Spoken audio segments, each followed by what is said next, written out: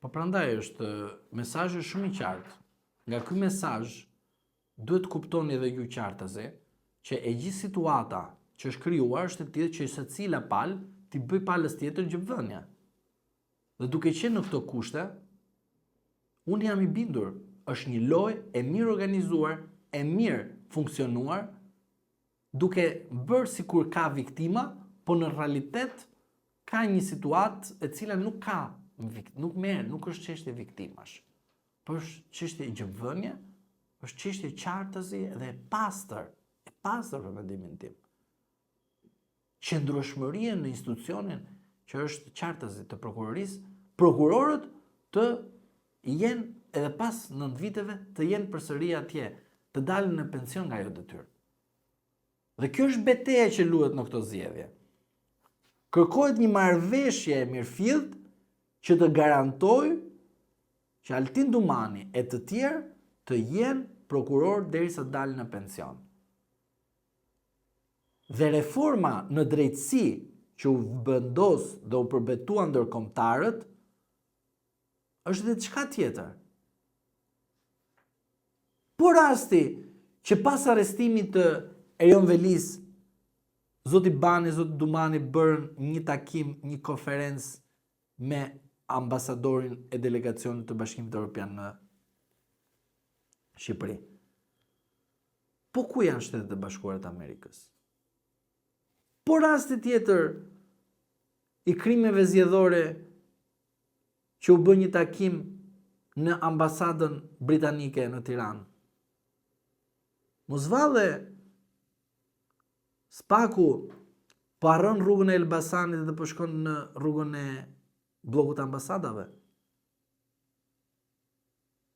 Për shkak se erdhi Trumpi dhe nuk kanë më linjën që duhet kishin përpara. Çfarë do të thotë kjo gjë? Do të thotë negocimi i tyre për shpëtimin e tyre. Këto janë thjesht shpëtim, duam të shpëtohemi. Dhe si dështuam me amerikanët, sepse ndryshua administrata, foto Blinken, Dumani, që u bë në dhjetor, ishte një gabim fatal për Dumanin. Dhe kjo foto ka pasoja profesionale ndaj atit. Pse? Sepse asnjë Amerikan trumpist nuk do besoj shifrat e Dumanit. Rasti tjetër. Për fakt amerikanët u rikthyen. Trumpi nuk janë rikthyer fare. Ta janë thjesht për më bërë si kjo loja tjetër. Këta po rikthehen, ata tjetër na përgjojnë, na u futën të aparatorizuar dhe fund fare ne dyshohet që ekziston një goditje, na kanë futur, na s'janë futur, kanë përgjuar prokuror. Kjo është lojë. Nuk kanë ardhur amerikanë dhe nuk do vinë kurrë amerikanë derisa Trumpi ka thënë qartazi çfarë do të bëjë me lekët e takspaguesve amerikanë. Por ajo çfarë tregon qartazi? Që Spaku ka humbur mbështetjen e partnerëve të Partisë Demokratike Amerikane. Sepse zonja Yuri Kim u bë zëvendës sekretare e Partisë Demokratike Amerikane. Dhe jo ashtu siç e themi administratore e Departamentit Amerikan të Shtetit, që vjen nga, si themi, në punësit civil, ka një status tjetër. Prandaj që mos ngatrohemi, zoti Dumani kërkon një mbështetje, një përkraje ndërkombëtare që nesër të ketë mundësinë edhe të marrë dhe azil. Pse? Se jemi në Shqipëri. Jemi në Shqipëri dhe nuk mund të sillet kurrë nga ligjvëndësi ynë një reformë tjetër në drejtësi, ku ajo e cila kaloi është kjo që po shikojmë. Pse kur ti thua që okay, reformën e bërëm nga rruga e Elbasanit, tani duhet të bësh një reformë tjetër që kalon nga rruga e bllokut të ambasadave. Pse duhet të ndodhi kjo? Logjika e thjeshtë të sjell në vëmendje vetëm diçka, shpëtimin. Aktorët politik dhe aktorët juridik pra drejtësisë janë në kulmin e vetë shpëtimit. Janë të pamundur të gjejnë një gomardare të shëndetshme shpëtimi nga legjislacioni jon, nga kushtetuta jon, që të zbatojnë ligjin me korrektësi dhe janë futur në rrugë apo birruca marrëveshjes. Dhe kjo është një marrëveshje e qartë. Dhe dikush përfiton nga kjo marrëveshje midis spakut. Përfiton ikën amerikanët. Përfiton ambasada britanike në Shqipëri. Pra britanikët, anglezët përfitojnë dhe i lumt sepse ne arrim të japim këto benefite. Se pikërisht është ky mentaliteti i prodhuar. Pra, ambasada amerikane iku, ndërsa ambasada britanike e ke në Shqipëri për 4 vite të ardhshme. Avokat, 2 ditë më parë, Adriatik Lapaj ka denoncuar në SPAK Agron Shena. Si keni parë këtë denoncim? Ky denoncim për mendimin tim është denoncim politik dhe jo juridik. Avokati ka për detyrë të punojë dhe në punën e tij nuk kërkon dëshmi penaliteti nga klienti, sepse pikërisht avokati mund të marrë edhe shejtanin, edhe shenjtorin në shërbim për shkak se e drejta është që jep drejtësia dhe nuk e jep një kontratë ose përfaqësimi. Po falë që ndërpres avokat, në momentin që avokati që mund të punojë edhe për një, po themi që ka bërë një vepër penale, a është një, po themi, në konflikt me misionin që ka një politikan që duhet të jetë gjithmonë i ndershëm dhe të bëjë punë dhe të ka një vullnet, pra të mos jetë që të ketë marrë lek, po themi, edhe nga njerëz për cilët ka pas raste korrupsioni, ka pas raste konflikti interesi, ka pas raste, po themi, vepra penale të rënda. Po, konfliktin e interesit ta lëmë një anë tani, të merremi me rastin e të qenurit avokat dhe nesër politikan. Në rast se unë do të dija që nesër do bëm politikan, i bie që unë duhet të shkoj të shuaj gjithë historikun tim nga dita ku kam marrë klient, edhe të kthem nga e para të them më fal, prishim vendimin gjyqësor sepse unë tani do shkoj të kandidoj. Ju lutem, të futemi në aspektin serioz dhe të them gjërat ashtu siç janë. Një avokat mbron dhe përfaqëson çdo palë që vjen edhe i treket në dyert e veta. Nuk mund unë të refuzoj një person i cili kërkon që të jetë klient dhe të lidhim një marrëdhënie kontraktuale. Pse duhet të refuzoj unë diçka? Si për shembull, për shkak se nesër supozojmë unë marr pjesë në politik, çfarë do të thotë që unë tani kush klient vjen, i them më sillet dëshminë e penalitetit, ai i përfshirë apo jo ti në krime organizuar apo jo? Mjafton që avokati mos jetë i përfshirë në veprime aktive në krimin organizuar, po jo se përfaqëson avokati në procese penale, civile dhe administrative.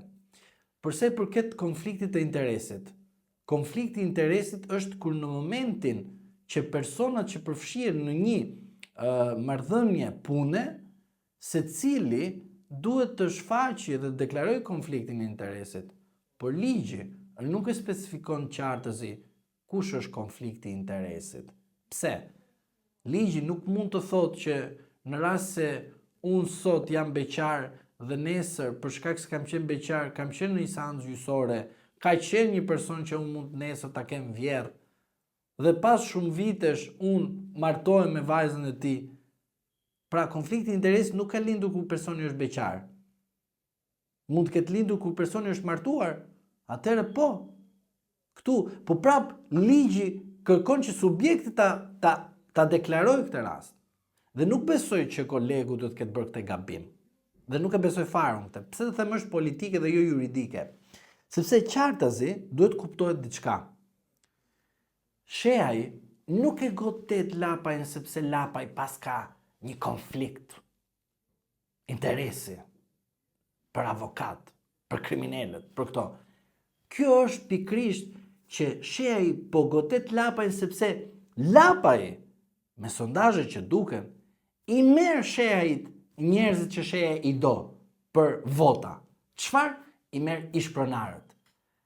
Pra, Sheaj godet Lapajn për shkak të së djathtës. Lapaj dhe Sheaj i thënë që janë të djathtë, unë të them që dyshoj për Lapajn që është i djathtë, por për Sheaj është e rëndësishme sepse për Sheajin është burimi është kazani, do thoja, për më marrë vota të zhgënjyrit nga PD-ja që nuk janë marrë kur me ish-pronarët. Dhe Lapaj, duke ditur mirë ligjin e ish-pronarëve, nuk kam dyshime në aspektin profesional, politik po, për në aspektin profesional jo, duke ditur ligjin, e përdor atë në fushat për të marrë njerëz nga e djathta për shkak të pronës.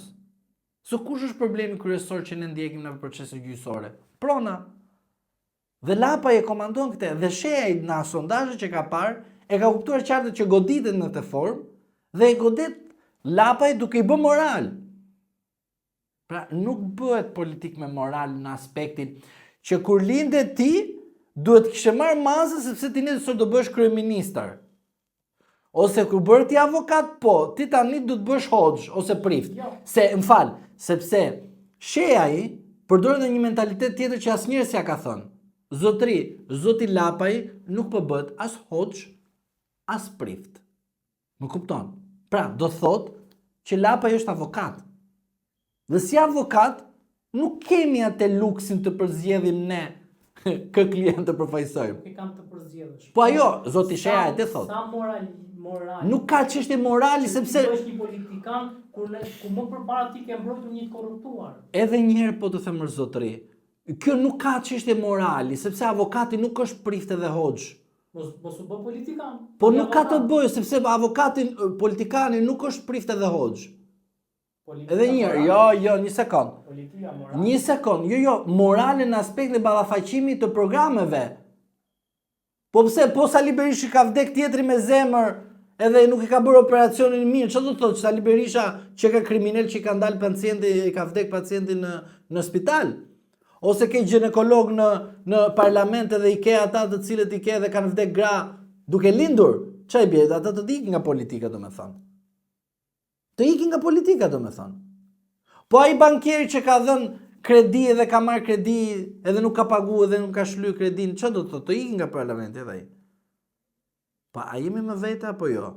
Unë bitem me zotin Lapaj që bën një gabim fatal, që në vend të thotë zotri, unë nuk jam hoxh edhe prift, nuk jam hoxh edhe prift, edhe prifti dhe hoxha ka mëkate. Edhe prifti dhe hoxha ka mëkate. Pse ku jetojnë ata në botën e ku kanë jetuar? Pse ai që është bë prift edhe hoxh, para se të bënte prift edhe hoxh, mendon ti se s'ka bërë mëkate? Ka bërë. Edhe zoti Lapaj, mëkatet politike ka për mendimin tim. Por nuk mundet një europianist që vjen nga Italia të thotë është e pamoralshme. Pse ku e pas ke ti nivelin e moralit dhe dismoralin për tjetrin që ta masësh? Si e mat? Më jep pak atë kampionin e matjes. Si më thua ti mua unë si avokat duhet të di a klienti im është trafikant apo jo? Po më falë, nuk jam personi që do të ruaj moralin e tjetrit. Dhe angazhimi me politik kërkon për personalitetin e personit. Nuk kërkon çka ka bërë klienti jo ta ka vrarë 30 dhe 40 veta. Ti po mbron një kauzë. Pse themi prezumimin e pafajësisë? Dhe ky rasti i Lapajt dhe Shehajt është qartazi politik, sepse Shehaj ka kuptuar që Lapaj po i merr njerëz nga e djathta dhe Shehaj don si një i djathtë ekstremist, ky është mendimi im për Shehajin, është i djathtë ekstremist dhe i rrezikshëm për stabilitetin e vendit, për arsye sepse ai përdor moralin kur ai nuk duhet ta kishte përdorur në asnjë moment moralin, për shkak se ai është një biznesmen. Konkurenca e shëndetshme nuk nënkupton dhe padrejtësitë. Pra, kur je konkurent, gjithmonë patjetër ka një përqindje të vogël padrejtësie. Po ne nuk merremi me këtë një përqindje të padrejtësisë. Por ne çfarë merremi? Pikrisht me një person i cili është biznesmen dhe është me lek. Po ne nuk i themi se si erdhe ti si biznesmen. A kishe moral ti kur erdhe dhe u bëre biznesmen? Pse ti je miliarder, nuk do të thotë që i ndershëm. Nëse biznesmeni Don- ka bërë evazion fiskal. Jo, nuk them për atë. Unë do të them diçka ty. Hajde Për nesër. mendimin tim edhe biznesmenin vetvete është një raport konflikti me politikën. Po, Sepse nesër pas nesër ti mund kalosh një liq në konvent për veten dhe mund tënde. shkoj ose në dëm të vetes tënde ose në favor të vetes tënde, sepse qeveria po themi harton taksa, rregullon. Po atë them, edhe bukën zotëri që ti ble dhe unë, edhe qumshtin, janë politika që janë bërë me ligje dhe pastaj biznesi vjen edhe futet në treg.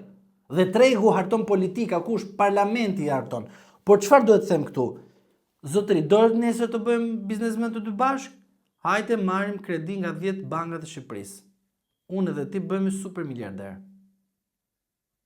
Unë për shkak se u favorizova duke marrë 10 kredi dhe u bëra miliarder, më tregon mua që jam i pamoralshëm? Në aspektin njerëzor ti që je pamoralshëm, por në aspektin ligjor ti je shumë i rregull. Dhe kështu është dhe nga ana e avokatit. Avokati nuk mund të bëjë selektim a je ti i mirë apo jo. Avokati mberet me materialet dhe të përfaqëson aq sa duhet. Prandaj rasti lapaj për mendimin tim është vetëm politik dhe jo juridik. Se në rast se personi që del gjatë gjithë kësaj kohe dhe ka prova që të çojnë në ndjekjen penale të personit, duhet të bëj kallëzim penal dhe jo të presi që ti ta çojë për kallëzim për sa i përket shpifjes.